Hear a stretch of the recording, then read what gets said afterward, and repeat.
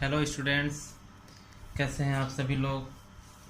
सबसे पहले तो मैं क्लास 12th के सारे बच्चों को बहुत बहुत शुभकामनाएं देना चाहता हूं कि उन्हें कोरोना से मुक्ति मिली और साथ ही उन्हें ऐसा एक तरीका दिया गया जिसके एग्ज़ाम भी हो जाएगा और उनको उनके हेल्थ पे कोई बात नहीं आएगी, जो कि काफ़ी अच्छी बात है। और 1 तारीख से सरकार के द्वारा ये घोषणा की गई कि बच्चों को एग्ज़ाम पेपर्स और आंसर शीट उनको घर लेके जाना है और वहाँ उन्हें क्वेश्चंस आंसर शीट में लिखने के बाद उनको जमा करना है। लेकिन मैं कोरोना के इस काल में पढ़ाई जो है बहुत डिस्टर्ब हुआ। कई लोगों के जो पढ़ाई है वो स्कूलों में कई जगहों पर ऐसे हो नहीं पाई। जे ऑनलाइन क्लास जो है वो एकाएक पॉसिबल हो नहीं पाया, क्योंकि जो लोग गरीब हैं जिनके पास मोबाइल नहीं है, गवर्नमेंट स्कूलों में वो पढ़ाई करते हैं, वो क्लास अटेंड नहीं कर पाए, जिसकी वजह से उन्हें काफ़ी दिक्कत का सामना करना पड़ा। कोई बात नहीं।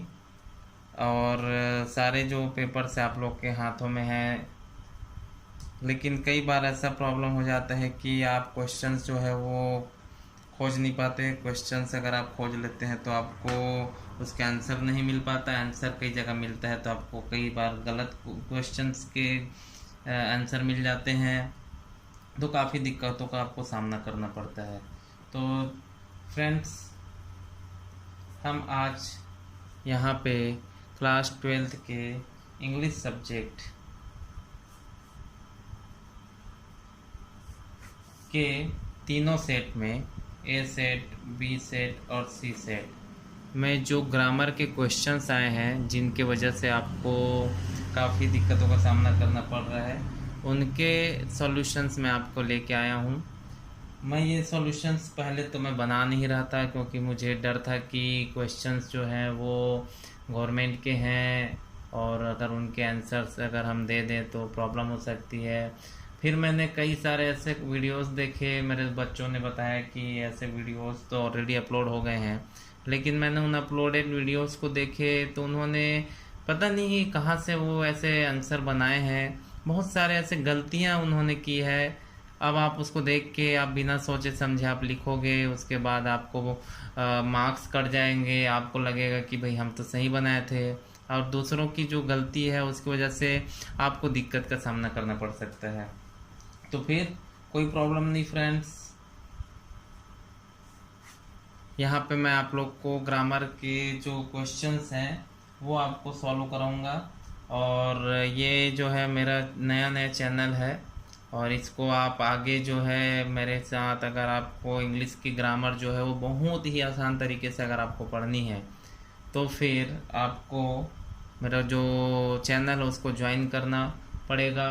तो उसके लिए आप सब्सक्राइब करें, वीडियो अच्छा लगे तो लाइक करें, शेयर करें और बेल आइकन को दबा दें, ताकि जब भी मैं कोई ग्रामर से रिलेटेड वीडियो डालूं तो आप लोगों के पास वो पहुंच जाए। तो चलिए फ्रेंड्स, शुरू करते हैं। तो यहाँ पे क्वेश्चन जो पेपर है वो मेरे पास है मोबाइल में। इसमें आपके सबसे जो पहला क्वेश्चन है उसमें आपको रीडिंग कॉम्प्रिहेंशन है, जिसको आपको एक पैसेज पढ़ना है और उससे रिलेटेड आपको सवाल जो है वो क्वेश्चन आंसर जो है वो देने हैं। तो ये सारी चीज़ें जो है वो मैं बाद में बनाऊंगा फ्रेंड्स।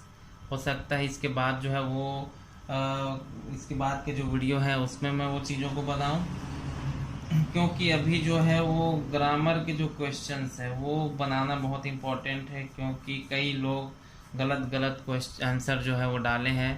तो ये जो क्वेश्चंस हैं वो मैं सबसे पहले करा देता हूँ, ताकि आप जो है गलती ना करें और सही आंसर जो है वो आप लिखें, क्योंकि आपके पास एक ही आंसर शीट है, उसी को आपको यूज़ करना है, तो आप उसमें गलती ना करें। इस वजह से ये क्वेश्चंस को पहले मैं बना लेता हूँ।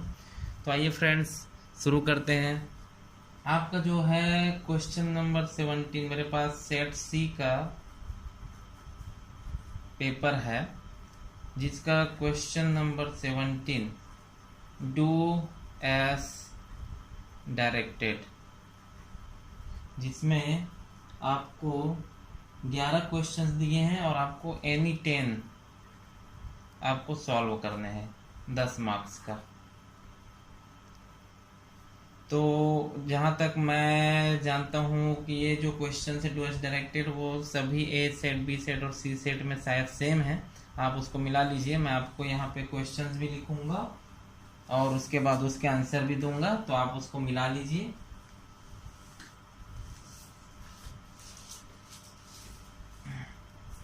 तो क्वेश्चन नंबर जो आपका फर्स्ट है वो है We have won the match. We have won the match. आपको इसको चेंज द वॉइस आपको करना है। मेरे साथ साथ चलिए, आप भी अपना आंसर शीट निकाल लीजिए और लिखते चलिए। तो सबसे पहले आप जहाँ तक अगर आपने थोड़ा बहुत ग्रामर पढ़ा होगा तो आप इस टेंस को जानते होंगे। ये जो टेंस है वो प्रेजेंट परफेक्ट का टेंस है और इसका जो पैसिव वॉइस है वो हम कैसे बनाते हैं। तो इसका जो पैसिव वॉइस है उसका जो फार्मूला होता है, बाकी चीज़ें मैं आपको बाद में पढ़ाऊँगा, लेकिन इसका जो फार्मूला होता है पैसेज बनाने का, आपको सबसे पहले ऑब्जेक्ट लिखना है, उसके बाद हैव या हैज़ ये आपको लगाना है, और ये जो आप है और हैज़ है वो ऑब्जेक्ट को देख के लगाएंगे। ऑब्जेक्ट क्या है, उसका नंबर क्या है, सिंगुलर है प्लूरल है। सिंगुलर होगा तो हैज़ लगेगा और प्लूरल होगा तो हैव लगेगा। उसके बाद आपको इसमें बीन नाम का एक और से अलग से हेल्पिंग वर्ब जोड़ना है, ठीक है। और उसके बाद वर्ब का थर्ड फॉर्म याद रखिए फ्रेंड्स। पैसिव वॉइस में आंख बंद करके आपको वर्ब का थर्ड फॉर्म यूज़ करना है। और उसके बाद जो सब्जेक्ट है, जो इसमें हमारा यहाँ पे वी है, वो हम लास्ट में लिखेंगे बाय लगा के। बाय लगा के हम सब्जेक्ट को लास्ट में लिखेंगे, लेकिन ये हम यूज़ करेंगे यहाँ पे ऑब्जेक्टिव प्रोनाउन। ये जो प्रोनाउन है वी, उसका ऑब्जेक्टिव हम वर्जन को हम यहाँ पे यूज़ करेंगे, क्योंकि ये यहाँ पे एज अ सब्जेक्टिव जो है सब्जेक्टिव प्रोनाउन, जब हम इसको पीछे लेके जाएंगे तो हम इसको ऑब्जेक्टिव प्रोनाउन में लिखेंगे। तो इसका आंसर हो जाएगा फ्रेंड्स आपको ऑब्जेक्ट वो है हमारा इसमें द मैच। तो इसका जो आंसर है वो होगा द मैच। अब ये द मैच सिंगुलर नाउन है, एक मैच की बात हो रही है, तो इसके साथ हैज़ का यूज होगा। तो द मैच हैज़, फिर यहाँ पे हम लगाएंगे been, the match has been. अब आप देखिए वर्ब काम, इसमें है काम वॉन, WON। यहाँ पे ये थर्ड फॉर्म है, अच्छी बात है, आपको इसका थर्ड फॉर्म खोजने की ज़रूरत नहीं है। तो ये थर्ड फॉर्म है यहाँ पे, और पैसिव वॉइस में भी हमको थर्ड फॉर्म लगाना है, तो हम इसी को A to Z यहाँ पे लिख देंगे, क्योंकि वो ऑलरेडी थर्ड फॉर्म में है। तो the match has been won. उसके बाद हमको सब्जेक्ट को भी लगाना है, बाय लगा के बाय, और यहाँ पे वी का जो ऑब्जेक्टिव प्रोनाउन होता है वो होता है अस, और यहाँ पे हम लगा देंगे फुल स्टॉप। तो आंसर हो गया the match has been won by us. Hindi में अगर हम देखें तो इसका we have won the match, इसका होगा हम मैच जीत चुके हैं। काम खत्म हो गया है, प्रेजेंट परफेक्ट है, हम मैच जीत चुके हैं या हमने मैच जीत लिया है। और उसका जब पैसिव वॉइस बनाते हैं तो हम हो जाएगा, ऑब्जेक्ट को पहले लिखते हैं, पहले यहाँ पे हम या हमने पहले बोल रहे हैं, इसमें हम क्या बोलेंगे, पहले मैच को पहले बोलेंगे, क्योंकि इसमें ऑब्जेक्ट पहले आता है। तो इसमें जाएगा the match has been won by us. Match जीता जा चुका है हमारे द्वारा। बाई मतलब होता है द्वारा। तो the match has been won by us का हिंदी होगा मैच हमारे द्वारा जीता जा चुका है। ठीक, चलिए चलते हैं क्वेश्चन नंबर 2 की ओर।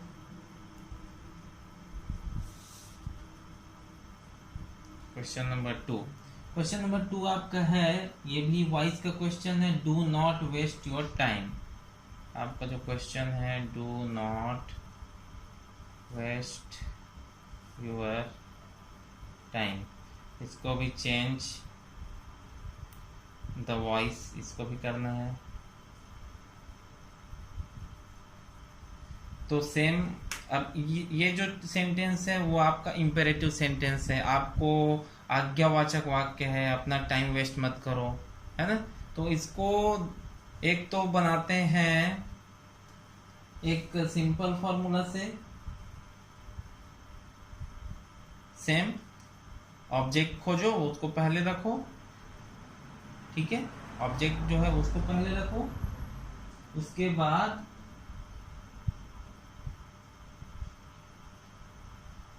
यहाँ पे डू नॉट, तो यहाँ पे आ जाएगा नॉट, और इसमें हम एक बी नाम का हेल्पिंग वर्ब लगाएंगे, ठीक है, और उसके बाद यहाँ पे आ जाएगा वर्ब का थर्ड फॉर्म। आंख बंद करके आपको वर्ब का थर्ड फॉर्म यूज करना है। तो इसका जो आंसर है वो हो जाएगा, ऑब्जेक्ट क्या है, योर टाइम, योर टाइम, ठीक है। उसके बाद हम लगाएंगे not your time, not be wasted, ठीक है। हिंदी में क्या हो जाएगा, अपना टाइम वेस्ट मत करो, और उसका पैसिव वॉइस हो जाएगा अपना टाइम वेस्ट ना किया जाए, ठीक है। इसका जो पैसिव वॉइस का हिंदी आपको बाद में काम आएगा, अभी तो आपको सिर्फ आंसर लिखना है, उसको सबमिट करना है, लेकिन अगर आप साथ साथ समझ जाते हो कुछ थोड़ा बहुत चीज़ तो क्या बुरा है। तो ये बहुत अच्छी बात है कि आप साथ में सीखते भी चले जाएंगे, ताकि आपको कभी कोई पूछ दे तो आप बता सके कि ऐसा है। क्वेश्चन नंबर 3, क्वेश्चन नंबर 3 है नरेशन का। मैं फ्रेंड्स आपको बता देना चाहता हूँ, नरेशन एक ऐसा टॉपिक है जो कई तो ऐसे होते हैं कि टीचरों को भी नहीं आता है, और आता है तो वो कई बार समझा नहीं पाते, क्योंकि ये इतना बड़ा ग्रामर का टॉपिक है कि इसको हल करते करते तो हालत ही ख़राब हो जाता है। इसमें इतने नियम कायदे हैं कि आप एक को याद रखते रखते पीछे जब आप पढ़ते जाएंगे तो आप सामने को भूलते जाएंगे। तो मैं बाद के जो क्लासेस होंगे, जब मैं आप लोग को इन सारे टॉपिक्स को कराऊंगा, तो आप इन जो नरेशन सारे ग्रामर आप इतने आसानी से समझेंगे कि आपको पता भी नहीं चलेगा कि आप कब इंग्लिश ग्रामर सीख गए, बहुत ही आसान तरीके से। चलिए तो क्वेश्चन नंबर 3 देखते हैं। The teacher sad,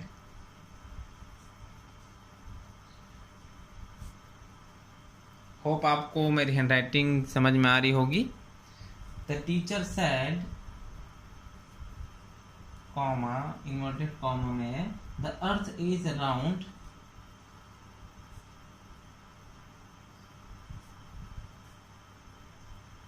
the earth is round like a ball।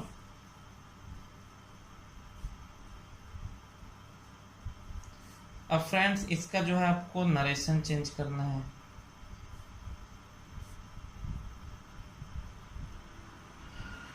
Narration मतलब होता है फ्रेंड्स कथन, कथन आपको चेंज करना है। कथन चेंज करने का मतलब ये है कि आपको जो भी इंसान आपको बोला है, द टीचर सैड, एक टीचर ने आपको कहा कि भाई जो अर्थ है वो एक बॉल की तरह जो है वो घूम रहा है। अब कथन कैसे चेंज करते हैं, आपको उन टीचर, ये जो टीचर का जो भाषा है ना, ये जो इधर लिखा हुआ है, उसको आपको दूसरे आदमी को जब आप जाके बताओगे अपने भाषा में, अपने कथन में, है ना, उसको बदल के, तो वो नरेशन चेंज कहलाता है। तो आपको एक नियम, आपको शायद अगर पढ़ाए होंगे तो आपको याद होगा कि जब भी रिपोर्टेड जो स्पीच है उसमें ऐसा कुछ लाइन लिखा हो जो यूनिवर्सल ट्रूथ हो, सर्वथा सत्य हो, तो आपको कुछ नहीं करना है, इन्वर्टेड कॉमा हटाना है और उसके जगह दैट लिखना है, बस, फिर ये आंसर बन गया। तो इसका हो जाएगा the teacher said that the earth is round like a ball. ठीक है, आपको कुछ नहीं करना है, सिंपल सेंटेंस शुरू करना है और लास्ट में फुल स्टॉप लगाना है।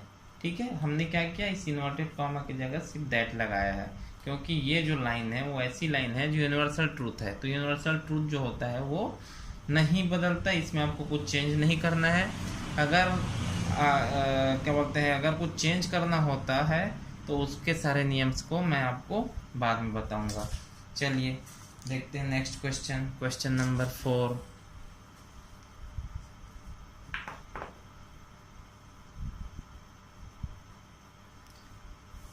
क्वेश्चन नंबर 4 क्या है? क्वेश्चन नंबर 4 है, ये भी नरेशन का क्वेश्चन है। ही सेड टू हर, ठीक है, क्वेश्चन लिख लेते हैं पहले। He said to her, inverted comma में, वेयर डू यू लिव?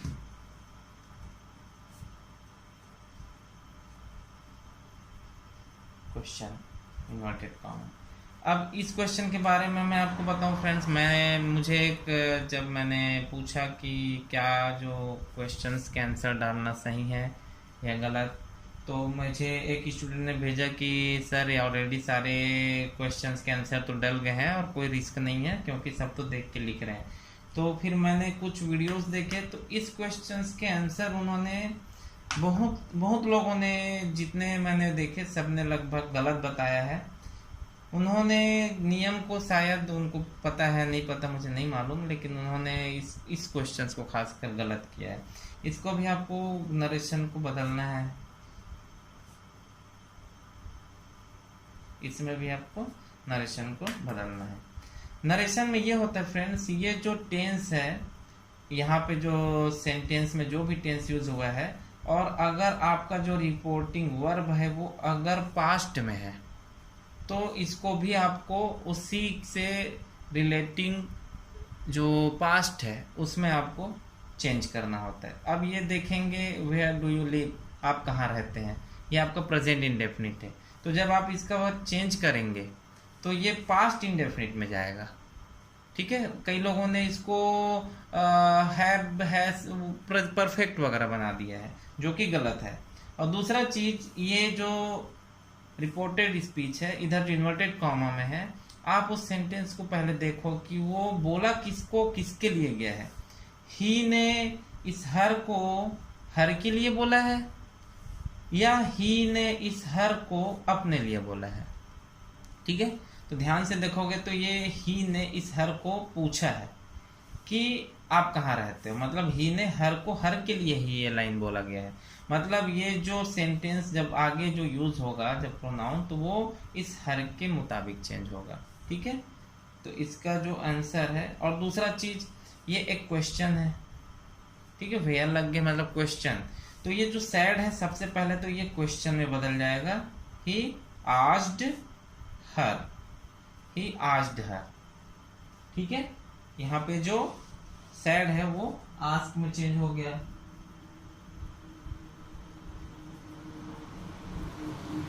उसके बाद हम क्या करेंगे, ये जो आई डब्ल्यू यूज हुआ है उसको लिख देंगे, ही आस्क्ड हर वेयर। अब हमने क्या बोला था, इसके हिसाब से चेंज होगा क्योंकि इसने इसको इसी को ही बोला है। तो यहाँ पे हर जो है वो लड़की है, तो लड़की जो है वो बोलेगी, ठीक है। तो वेयर शी, अब ये प्रेजेंट इंडेफिनिट है, वो पास्ट इंडेफिनिट में हो जाएगा। पास्ट इंडेफिनिट में सिंपल सा बॉक्स,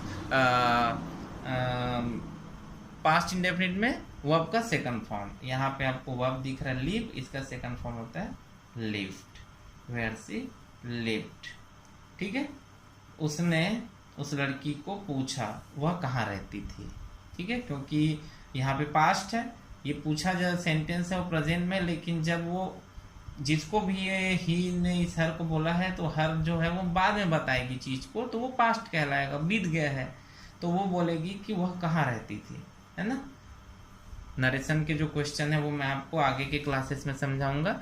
तो फिर आप मेरे चैनल को लाइक करें, सब्सक्राइब करें, बेल आइकन को दबाएं, ताकि मैं जब भी कोई ग्रामर के टॉपिक आपके मेरे चैनल पे डालूं तो आपके नोटिफिकेशन पहुंच जाए और आप अच्छे से इंग्लिश सीख सकें।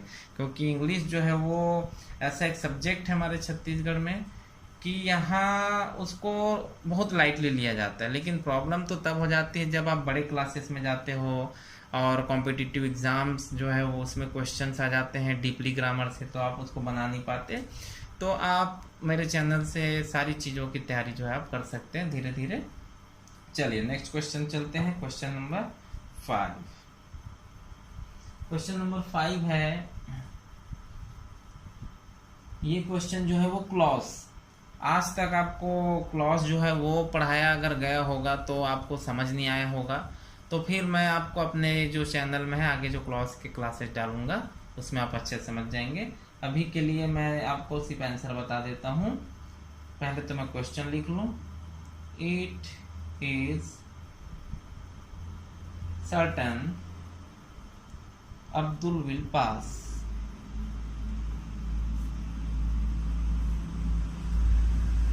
It is certain Abdul will pass. तब इसको हमको क्या करना है, combine the sentence using noun class. ठीक है, कंबाइन करना है नाउन क्लास यूज करके। ठीक है, तो इसका जो आंसर है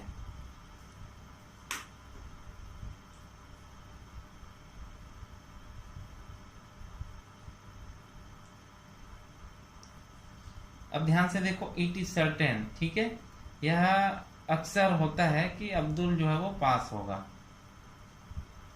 it is certain Abdul will pass. अब इसमें आपको ध्यान से देखना है कि इस सेंटेंस को जब आप जोड़ोगे तो जो आप क्लॉज यूज करोगे वो किसके लिए होगा। ठीक है, तो इसका जो आंसर है वो है ये है कि अब्दुल पास होगा। यह जो है वो एक सर्टेन है। ठीक है, तो यहाँ पे सर्टेन के लिए आपको यूज करना है। तो Abdul will pass, that is certain. ठीक है, यहाँ पे हम दैट नाम का नाउन क्लॉज यूज किए। Question number 6। क्वेश्चन नंबर 6 है, आपको एस सुन एस नाम का ग्रामर है, उसको यूज करके कंजक्शन में आपको इसको पढ़ाया जाएगा। Subordinate conjunction as on as. तो आपको जो क्वेश्चंस का ए पार्ट है, the peon rings the bell, और इसका बी पार्ट है, द स्टूडेंट्स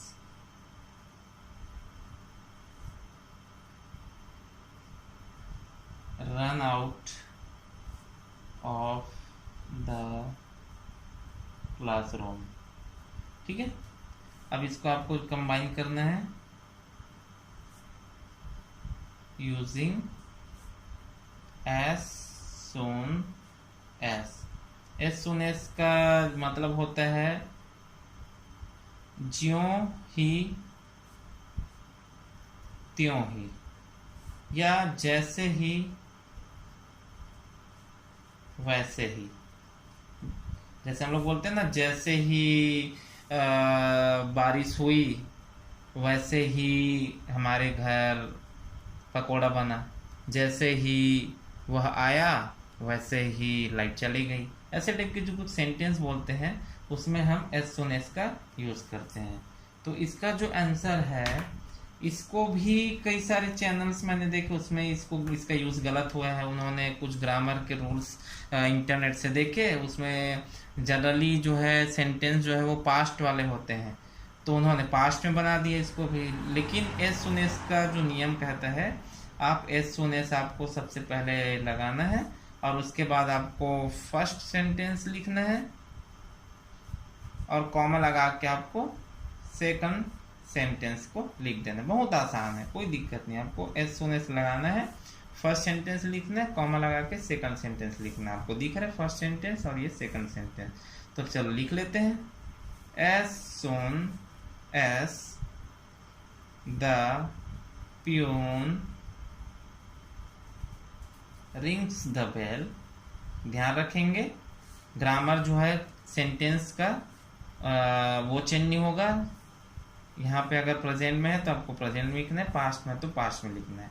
तो जैसे ही प्यून बेल बजाता है, ठीक है, प्रेजेंट में है, बेल बजाता है, वैसे ही, ठीक है, वो इसी में आ गया है, वैसे ही।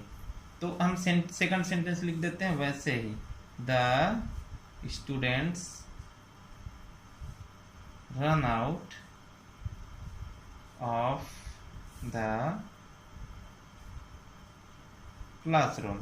जैसे ही प्यून घंटी बजाता है वैसे ही स्टूडेंट जो है वो क्लासरूम से बाहर आ जाते हैं। एकदम सिंपल, ठीक है। तो इसमें आप गलती नहीं करेंगे, आपको सिर्फ एस सोन एस लिखना है। पहला सेंटेंस दिख रहा है, कॉमा लगाना है, सेकंड सेंटेंस दिख रहा है वो लिख देना है, ठीक है फ्रेंड्स। तो चलिए next question, question number 7। Question number 7 क्या है? You do your homework daily. You do your work daily.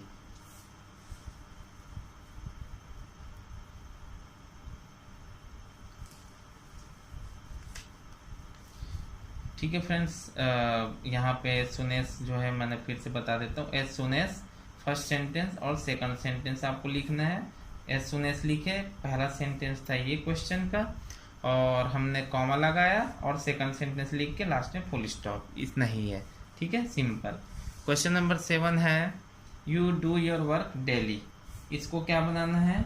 इसको बनाना है, चेंज करना है इंटरोगेटिव में, चेंज इनटू इंटरोगेटिव। कई लोग इसको इंट्रोगेटिव बोलते हैं। आई एन और लिख ऐसे पढ़े रहेंगे और लिख देंगे INTROGATIV, इंट्रोगेटिव ऐसे पढ़ देंगे,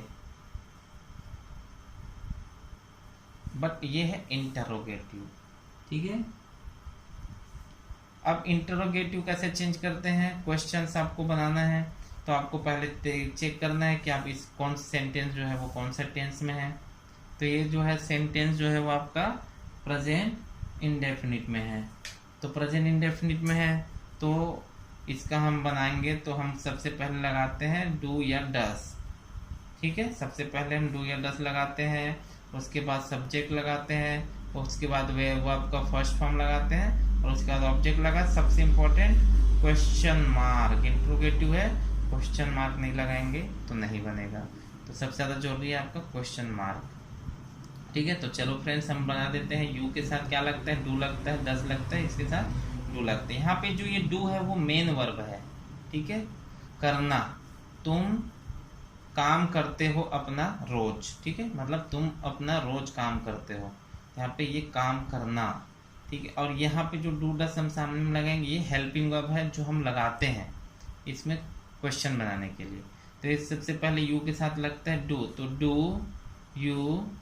अब यहाँ पे मेन वर्ब में डू ही है, तो यहाँ पे do you do your work daily, ठीक है। हाँ सॉरी, लास्ट में क्वेश्चन मार्क, सबसे इंपॉर्टेंट चीज क्वेश्चन मार्क आपको लगाना है। चलिए देखते हैं next question, question number 8। Question number 8 है आपका, ये भी आपका कंजंक्शन से है, सो दैट आपको लगाना है। दो सेंटेंस है, कंजंक्शन का काम होता है फ्रेंड सेंटेंस को जोड़ना, ठीक है। तो यहाँ पे दो सेंटेंस दिए गए। पहला सेंटेंस है the box is very heavy. The box is very heavy. कई बार इसको यहाँ पे TOO करके भी दे देते हैं, the box is too heavy. ये क्वेश्चंस आपको बहुत देखने को मिले होंगे।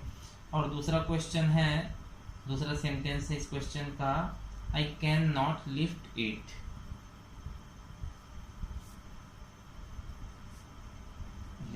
ठीक है, इसको हमको चेंज करना है सो दैट, ठीक है। इसका भी रूल्स जो है बहुत आसान है, इसको भी मैंने कई चैनल्स पे देखे, उन्होंने गलत गलत बताया है, ठीक है।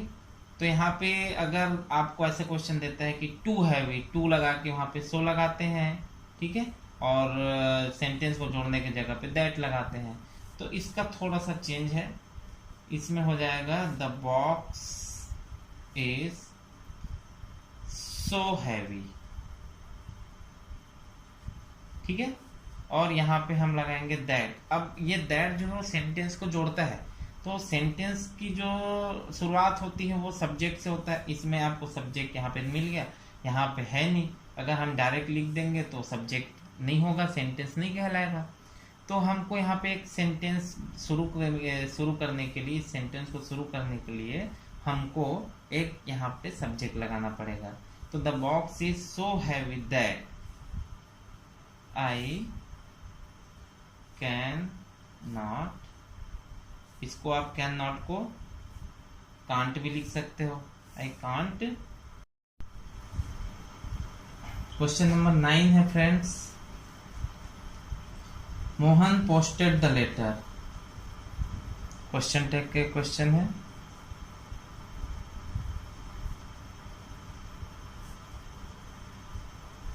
आपको ऐड क्वेश्चन टैग करना है, क्वेश्चन टैग करना है। टैग मतलब जानते हैं फ्रेंड्स, टैग मतलब होता है किसी को किसी के साथ जोड़ देना। फेसबुक में आपने बहुत किया होगा किसी को टैग करना, तो आप टैग कैसे करते हो, आपको टैग करने का ऑप्शन देते हैं। तो इसमें आपको क्वेश्चन को है टैग करना है। तो क्वेश्चन कैसे टैग करते हैं, हिंदी में आपने बहुत किया होगा। कैसे, जैसे कि अभी एग्जाम की बात ले लो, तुम क्या बोलते हैं, कंफर्म करने के लिए आप कुछ शब्द जो है वो आप जोड़ देते हैं सेंटेंस के लास्ट में, उसको क्वेश्चन टैग बोलते हैं। जैसे कि आपने खाना खा लिया है कि नहीं, वह जा चुका है कि नहीं, मम्मी खाना बन गया कि नहीं, कुछ ऐसे शब्द लगा के हम जोड़ते हैं ताकि हम कंफर्म हो जाएं कि वो जो सेंटेंस है वो क्वेश्चन डाल के हम श्योर हो जाते हैं कि उसका जब आंसर मिलता है कि हाँ भाई, तो इसलिए हम क्वेश्चन टैग लगाते हैं। तो इस क्वेश्चन का भी आंसर बहुत सारे चैनल्स में पता नहीं क्या सोच के डालते हैं। इसका ये जब आपको दिख रहा है, ये पास्ट इंडेफिनिट का सेंटेंस है, पास्ट इंडेफिनिट का सेंटेंस है। तो पास्ट इंडेफिनिट में आपको जब भी क्वेश्चन या कोई भी चीज लगाना है तो आपको डिड का यूज करते हैं। तो कई लोगों ने इसको गलत तरीके से इसका आंसर बना दिया है। तो इसका जो आंसर होगा वो क्या होगा, क्वेश्चन टैग हम लास्ट में लगाते हैं। तो हम सबसे पहले तो हम सेंटेंस को सेम टू सेम लिख लेते हैं, क्योंकि क्वेश्चन टैग ऐड करना है लास्ट में, तो हम सेंटेंस को तो पहले सेम टू सेम लिखेंगे, उसमें कुछ ऐड नहीं करना है। तो मोहन पोस्टेड द लेटर, ठीक है, कॉमा यहाँ पे हम है कि नहीं, है ना। अगर ऑलरेडी यहाँ पे नहीं, इधर नॉट लगा होता, हम इधर नहीं लगाते। अब इधर कहीं पे भी हमको नॉट नहीं दिख रहा है तो हमको इधर लगाना पड़ेगा। और इंग्लिश ग्रामर में नॉट लगाने के लिए आपको हमेशा हेल्पिंग वर्ब की जरूरत पड़ती है। तो ये चूंकि पास्ट है इसलिए इसमें डिड नाम का लगेगा, डिड। अब ये नॉट कहीं पे नहीं है तो हमको इसमें नॉट शॉर्ट फॉर्म में लगाना पड़ेगा, डिडंट। और मोहन का जो प्रोनाउन है वो हम लिख लेंगे, मोहन लड़का है तो हम यहाँ पे उसके बदले में ही लिख लेंगे। और क्वेश्चन टैग है तो वो क्वेश्चन मार्क जोड़ रही है। ये देखो, मोहन पोस्टेड द लेटर, मतलब ये हुआ मोहन ने लेटर पोस्ट कर दिया, है कि नहीं। ये हम क्वेश्चन लगा दिए कंफर्मेशन के। अब ये मोहन जब होगा वो आंसर देगा यस, ठीक है, आई पोस्टेड द लेटर, इस तरीके का। तो ये कितना सिंपल सा चीज़ है। जब मैं आपको आगे चैनल पे मैं टॉपिक्स को जब क्लियर करूँगा तो आप लोग को अच्छे से चीज़ों को समझाऊंगा, ठीक है। चलिए क्वेश्चन नंबर 10 देखिए। क्वेश्चन नंबर 10 है, क्या क्वेश्चन क्या है, क्वेश्चन नंबर 10, हाँ ये रहा। इसमें भी आपको जोड़ना है, रिलेटिव क्लॉज की हेल्प से आपको जोड़ना है, ये भी काफ़ी आसान, ठीक है। रिलेटिव क्लॉज में थोड़ा सा चीज़ मैं बता देता हूँ। रिलेटिव क्लॉज में आपको जब सेंटेंस को जोड़ेंगे तो अगर आप इंसान के बारे में वो सेंटेंस है, इंसानों को जोड़ना है तो आपको हु का यूज़ करना है। अगर आपको इंसानों को छोड़ के जंगली जानवर या चीज़ों को, ठीक है, न्यूट्रल जेंडर को जोड़ना है तो आपको विच का यूज़ करना है, ठीक है। और अगर आपको जगह के बारे में जोड़ना है और बहुत सारी चीज़ें, उसको दो चीज़ों को याद रखें, इंसानों को जोड़ना है, सेंटेंस में इंसानों का जिक्र है और इंसानों के बारे में सेकंड सेंटेंस है, तो आपको हु का, ठीक है, ह्यूमन बींग्स के लिए, इतना आप छोटे छोटे याद रख लो। और विच जो है वो ह्यूमंस को छोड़ के, ठीक है, एनिमल्स हो गए, ठीक है, और थिंग्स हो गए, इन सारी चीज़ों को जोड़ने के लिए विच के यूज़ करते हैं। अब ये सेंटेंस को देखते हैं क्या है। ए नंबर का सेंटेंस है आई मेट रमेश, ठीक है, इंसान का जिक्र हो गया, रमेश का जिक्र हो गया है। अब ये सेंटेंस देखते हैं, ये रमेश के बारे में है कि नहीं सेंटेंस। सेंटेंस सेकंड है Ramesh had just arrived, Ramesh had just arrived, ठीक है, रिलेटिव क्लॉज से जोड़ना है। अब ये देखो, मैं रमेश से मिला, ठीक है, मैं रमेश से मिला। दूसरा है Ramesh had just arrived, Ramesh अब जस्ट अभी आया, ठीक है, अभी आया था। अब आपको इसको देखो कि आपको सेंटेंस को पहले तो जोड़ना है, तो इसका जो आंसर है पहला तो जोड़ना है, तो पहला सेंटेंस को अपन लिख लेते हैं आई मेट रमेश, ठीक है, इंसान है हु हैड जस्ट अराइव्ड। कितना आसान है देखो, हु आपका रिलेटिव क्लॉज है। अगर यहाँ पे कुछ जंगली जानवर या कुछ और चीज़ों का यूज़ होता तो हम विच लगाते, बहुत आसान है, ठीक है, ठीक है। यहाँ पे हु रिलेटिव क्लॉज है क्योंकि इंसानों के बारे में जिक्र है, तो हम इसमें हु नाम का रिलेटिव क्लॉज यूज करेंगे, ठीक है। I met Ramesh who had just arrived, मैं रमेश से मिला जो, ठीक है, हिंदी में यहाँ पे इसका जो मतलब है वो जो होगा, जो अभी आया है, ठीक है। अब आते हैं क्वेश्चन नंबर 11, लास्ट क्वेश्चन है। ये क्वेश्चन क्या है? क्वेश्चन है ही शट्स द गेट।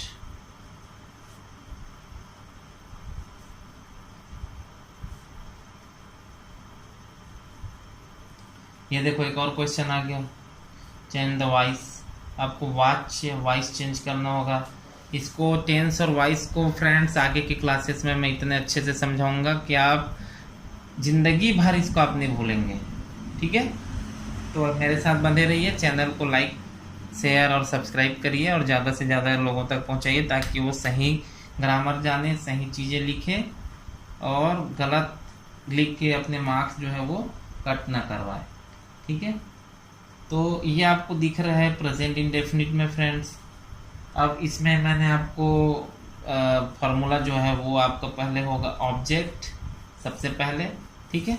उसके बाद इसका जो फार्मूला है इज एम आर लगाते हैं, ऑब्जेक्ट के बाद इज एम आर। ऑब्जेक्ट एक है तो इज, ज़्यादा है तो आर। कभी कभार ऑब्जेक्ट में अगर आई आ गया तो वहाँ पे एम का यूज़ करेंगे, ठीक है। Object is M R. उसके बाद मैं आपको बताया था कि वर्ब का थर्ड फॉर्म आँख बंद करके वॉइस में लगाते हैं, ठीक है। तो और उसके बाद अगर आपको सब्जेक्ट का भी यूज़ करना है तो बाय लगा के सब्जेक्ट का ऑब्जेक्टिव प्रोनाउन यूज़ करेंगे, ठीक है। चलिए देखते हैं। द गेट, इसका जो आंसर है द गेट, ठीक है, एक गेट है इज, द गेट इज। अब यहाँ पे देखो यह है आपका वर्ब, मेन वर्ब शर्ट्स, और शर्ट का थर्ड फॉर्म आपको भी बनाना है तो शर्ट का थर्ड फॉर्म जो है वो शर्ट ही होता है, ठीक है। शर्ट, शर्ट और शर्ट। यहाँ पे एस इसलिए लगा है क्योंकि फर्स्ट फॉर्म है, आप इसमें नहीं लगा सकते। तो the gate is shut, third form by he, पीछे लेके जाएंगे तो ये हिम हो जाता है, ठीक है। हिंदी में क्या हुआ, वह गेट को बंद करता है। पैसिव वॉइस में क्या हो जाएगा, गेट बंद किया जाता है, किसके द्वारा, उसके द्वारा, ठीक है, उसके द्वारा, ठीक है। तो ये फ्रेंड्स थैंक्स फॉर वॉचिंग, और बाकी आप शेयर कमेंट करके बताएंगे कि आपको और कौन से क्वेश्चंस का जो है वो सही जवाब चाहिए, तो आगे की वीडियोस में मैं उन चीज़ों को बनाऊंगा, ठीक है। तब तक के लिए बाय। और सही सही जवाब लिखें, साफ साफ लिखें और उसके बाद ही आप सबमिट करें। तो मिलते हैं नेक्स्ट वीडियो में। आपको कौन से क्वेश्चंस का आंसर इंग्लिश में आपको कन्फ्यूज़न है तो आप मुझे बताइए, मैं नेक्स्ट वीडियो में उसको कवर करने की कोशिश करूँगा। Thank you.